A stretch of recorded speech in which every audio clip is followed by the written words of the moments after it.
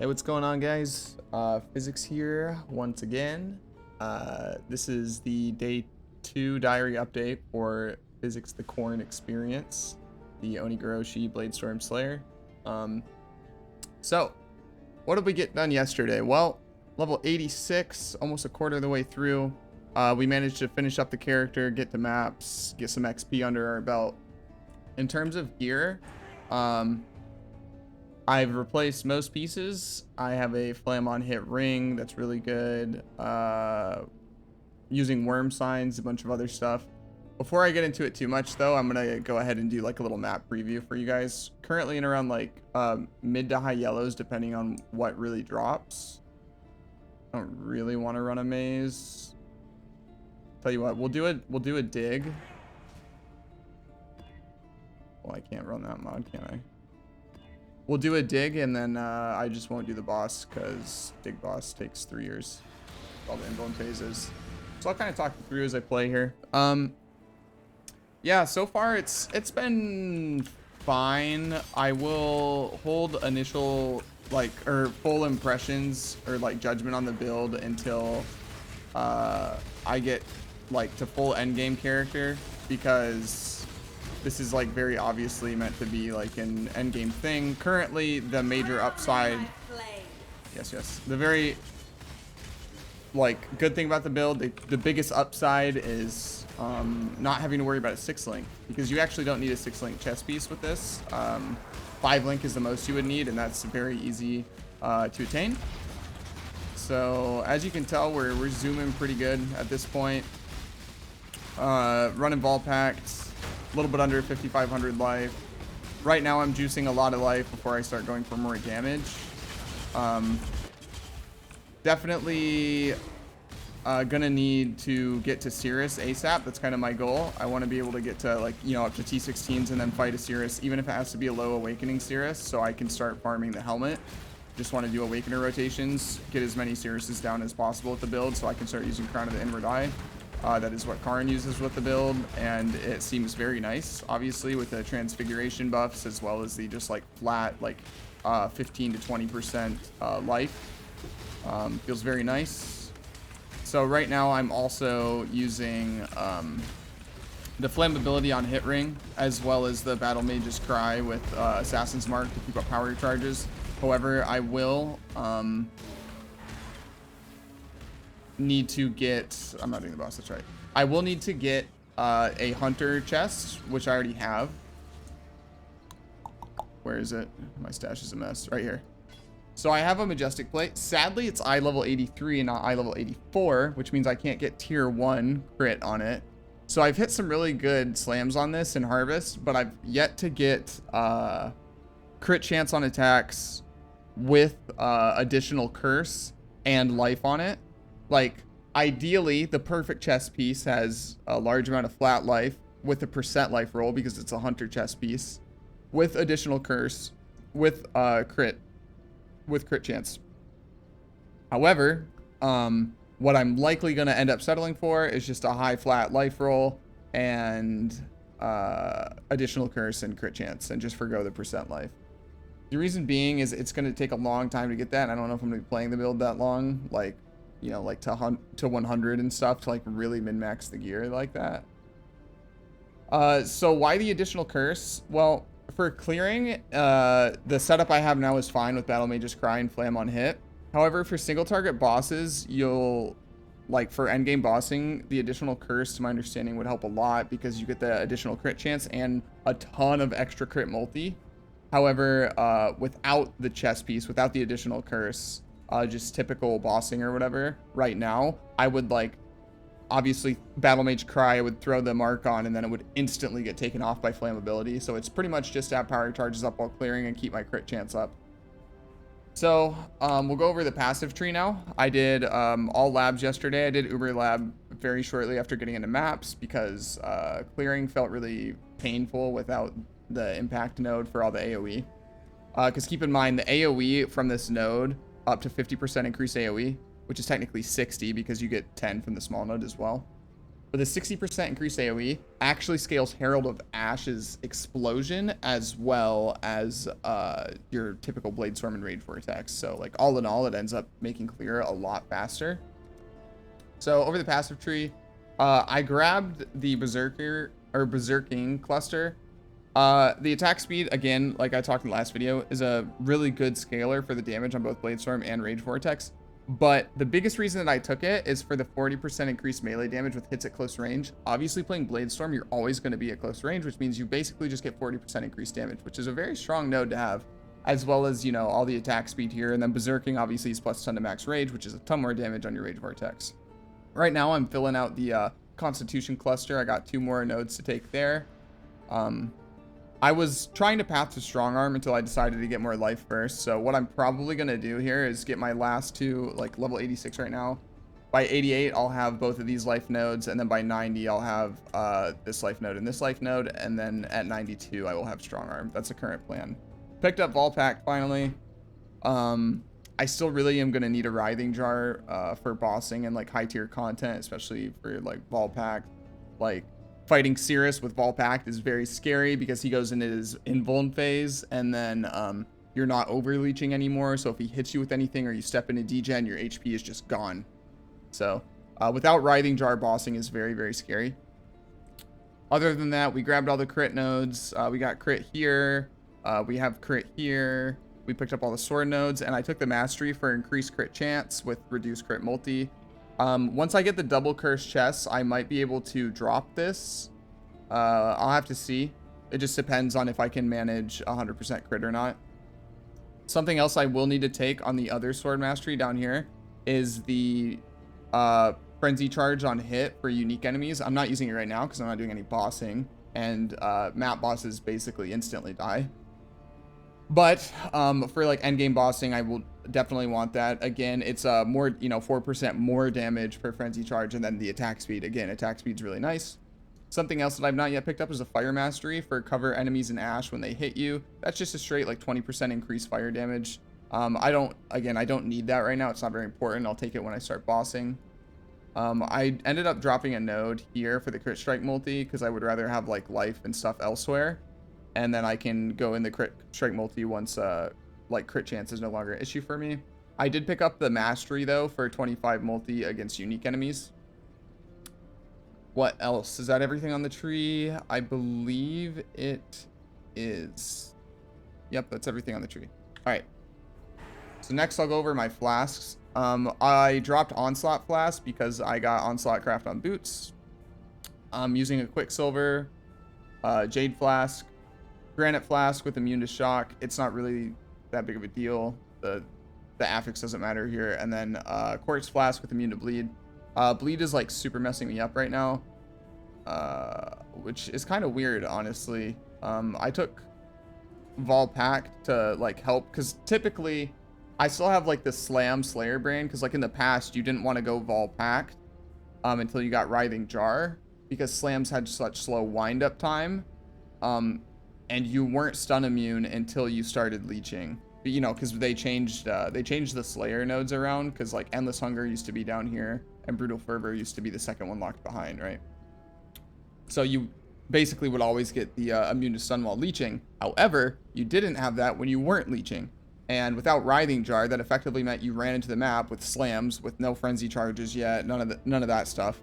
You also got like a bunch of increased attack speed while leeching and all sorts of stuff like that. And for slams, they have slow wind up. And when you don't have all those attack speed multipliers, they are still slow relatively, right? So you can jump into the map, you're not leeching, you're not stun immune, and then you get smacked and then you die before you're, you know, able to do anything. So I still have like that mentality because, you know, I've been playing slams for how long now? They've been the meta. But so far it seems like taking Volpack without Writhing Jar has been okay for general mapping. So that's nice. It definitely is a very nice survivability boost. So we'll get into the gear now. Like I said, flammability on ring. Straight up, I just yoinked this off of my Detonate Dead character. It's not like an insane ring or anything. And it is better on this character than the DD character. I do have other Drox rings that I can craft.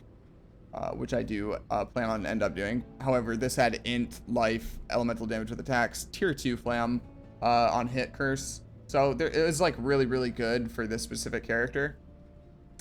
In my other ring slot, I have a ruby ring that has 40 int, fizz 2 attacks, tier 1 life, 18 lightning and chaos res, unveiled from whatever her name is, and then also reduced mana. So I'm not using life tap on Leap Slam anymore, and you can see like I can almost sustain mana without mana leech. On Leap Slam I definitely can, and then for Bladestorm, you can see I can attack so many times before it's a problem.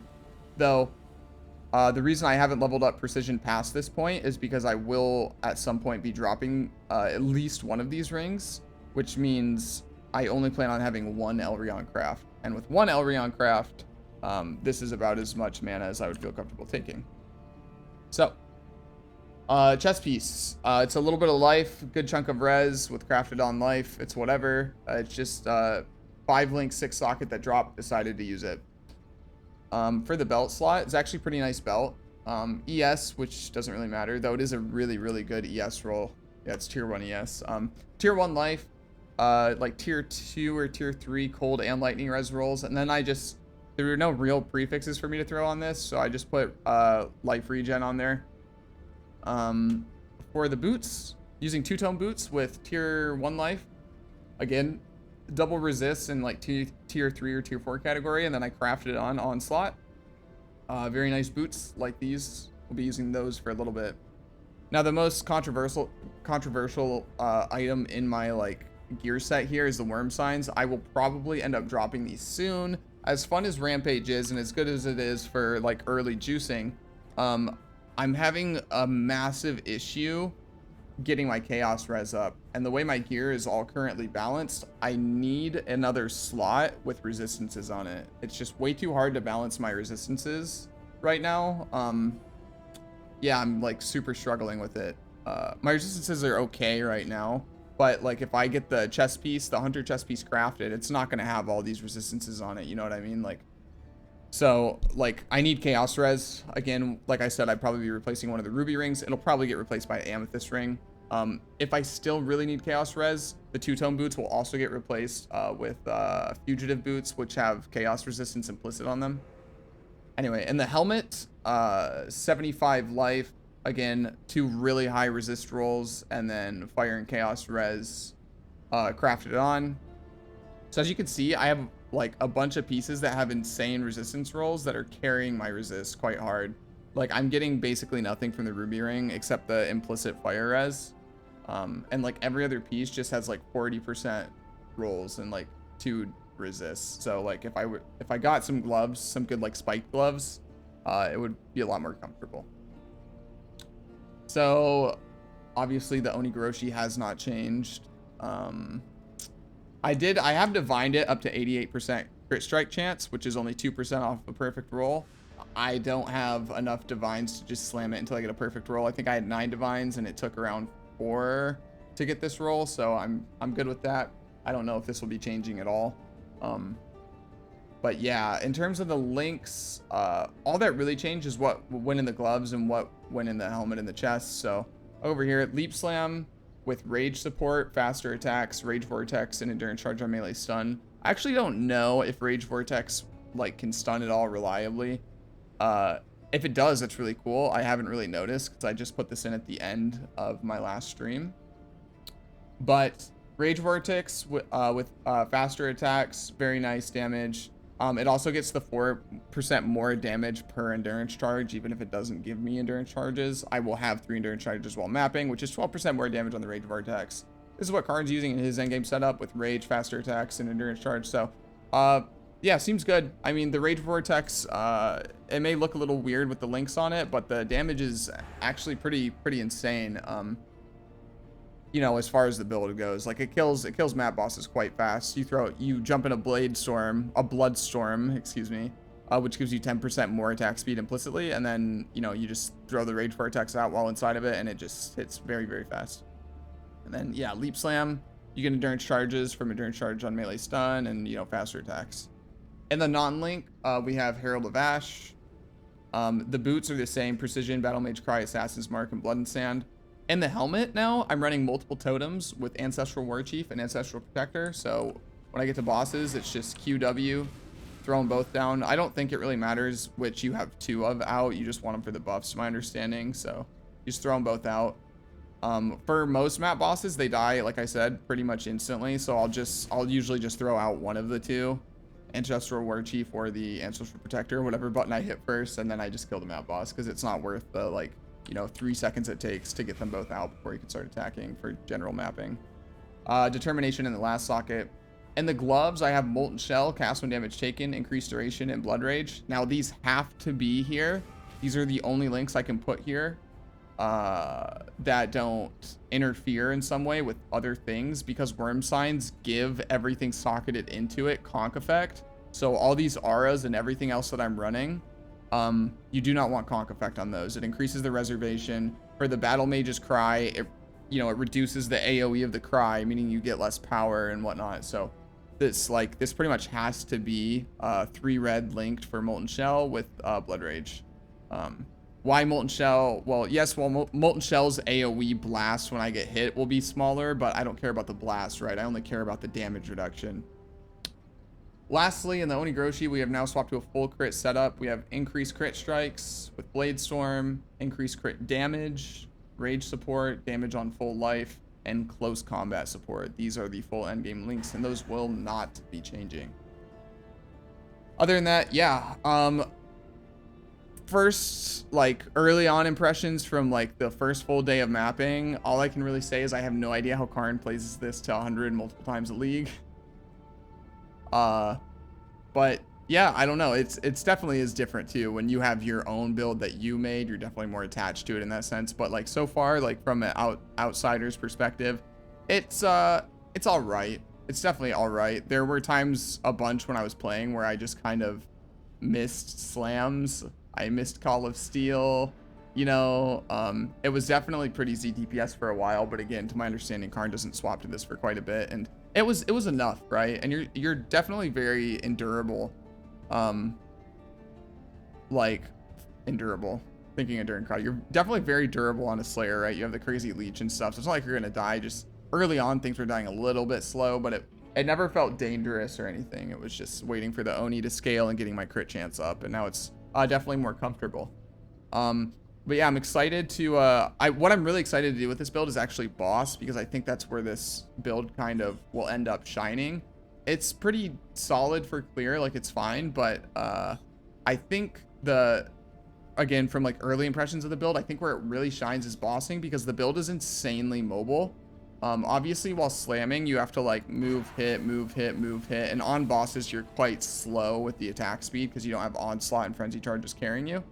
But for this build, it attacks very fast. You know, you swap to Bloodstorm, and typically how like I kill bosses is you just kind of like kite the boss like point blank in circles around the boss, and then like you just throw out rage vortexes like as the old one diminishes, and it's pretty comfy. The build feels like it will be like incredibly mobile for fights like Maven and Cirrus. But yeah, that's pretty much it. Friendly reminder, you guys, that directly after this goes up on YouTube, I will be live on Twitch for the next however many hours. Feel free to stop by and hang out. Or if you need help with any of the builds, or you have questions about the build diary series or anything like that, feel free to stop by and talk it up. Anyway, it's gonna be the end of the video. If you like the video, thumbs up. If you didn't like it, thumbs down. Tell me what I can do better. And if you like me, maybe consider subbing. And also, I hear that the notification bell does things as well. Anywho, take it easy, guys. I'll see you on the other side.